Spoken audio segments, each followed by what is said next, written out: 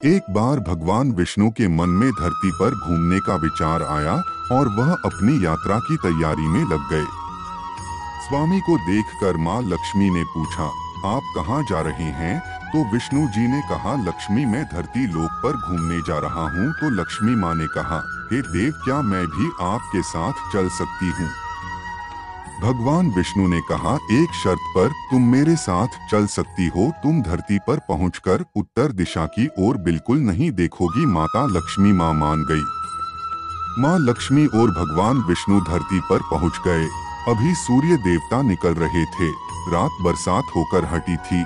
चारों ओर हरियाली ही हरियाली थी। उस समय चारों ओर बहुत शांति थी। धरती बहुत ही सुंदर दिख रही थी। माँ लक्ष्मी मंत्रमुग्ध होकर धरती को देख रही थी।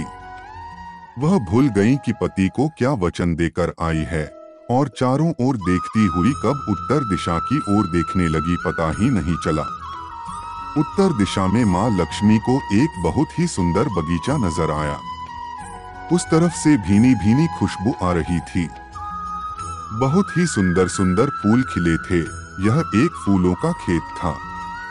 माँ लक्ष्मी बिना सोचे समझे उस खेत में गई और एक सुंदर सा फूल तोड़ लाई। जब माँ लक्ष्मी वापस आई तो भगवान विष्णु की आंखों में आंसू थे और भगवान विष्णु ने माँ लक्ष्मी को कहा कि कभी भी किसी से बिना पूछे उसका कुछ भी नहीं लेना चाहिए। साथ ही अपना वचन भी याद दिलाया। माँ लक्ष्मी को अपनी भूल का पता चला तो उन्होंने भगवान विष्णु से इस भूल की माफी मांगी। तो भगवान ने कहा कि जो तुमने जो भूल की है उसकी सजा तो तुम्हें जरूर मिलेगी। जिस माली के खेत से तुमने बिना पूछे फूल तोड़ा है, यह एक प्रकार की चोरी है। इसलिए अब तुम 3 साल तक माली के घर नौकर बनकर रहोगी। उसके बाद मैं तुम्हें वैकुंठ में वापस बुलाऊंगा। माँ लक्ष्मी ने चुपचाप सर झुकाकर हाँ कर दी। माँ लक्ष्मी एक गरीब औरत का रूप धारण करके उस खेत के मालिक के झोपड़े में गई।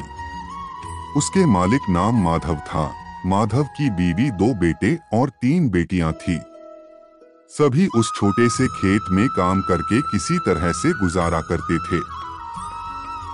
माँ लक्ष्मी जब एक साधारण और गरीब औरत बनकर जब माधव के झोपड़े पर गई तो माधव ने पूछा, बहन तुम कौन हो और इस समय तुम्हें क्या चाहिए? तब माँ लक्ष्मी ने कहा, मैं एक गरीब औरत हूँ। मेरी देखभाल करने वाला कोई नहीं है। मैंने कई दिनों से खाना भी नहीं खाया। मुझे कोई भी काम दे दो, साथ में मैं तुम्हारे घर का काम भी कर दिया करूँगी। बस मुझे अपने घर में एक कोने में आसरा दे दो। माधव बहुत ही अच्छे दिल का मालिक था। उसे दया आ गई, लेकिन उसने कहा, बहन मैं तो बहुत ही गरीब हूँ। मेरी कमाई से मेरे घर का खर्च मुश्किल से चलता है। लेकिन अगर मेरी 3 की जगह 4 बेटियाँ होती तो भी मैंने गुजारा करना था। अगर तुम मेरी बेटी बनकर जैसा रूखा सूखा हम खाते हैं उसमें खुश रह सकती हो तो बेटी अंदर आ जाओ। माधव ने माँ लक्ष्मी को अपने झोपड़े में शरण दे दी। माँ लक्ष्मी 3 साल उस माधव के घर पर नौकरानी बनकर रही। जिस दिन माँ लक्ष्मी माधव के घर आई थी उससे दूसरे दिन ही माधव को फूलों से इतनी आमदनी की उसने शाम को एक गाय खरीद ली। धीरे धीरे माधव बहुत अमीर होने लगा। उसने काफी जमीन खरीद ली और एक बहुत बड़ा मकान बनवा लिया। माधव हमेशा सोचता था कि मुझे यह सब इस महिला के आने के बाद मिला है। इस बेटी के आने से मेरी किस्मत चमक गई। वहीं माँ लक्ष्मी अभी भी घर में और खेत में काम करती थी। एक दिन माधव जब अपने खेतों से काम खत्म करके घर आया तो उसने अपने घर के सामने दीवार पर एक देवी स्वरूप गहनों से लदी एक औरत को देखा। ध्यान से देखकर पहचान गया, अरे यह तो मेरी मुँह बोली चौथी बेटी यानी वही औरत है। तब उसे ज्ञात हुआ कि यह तो माँ लक्ष्मी है। अब तक माधव का पूरा परिवार बाहर आ गया था।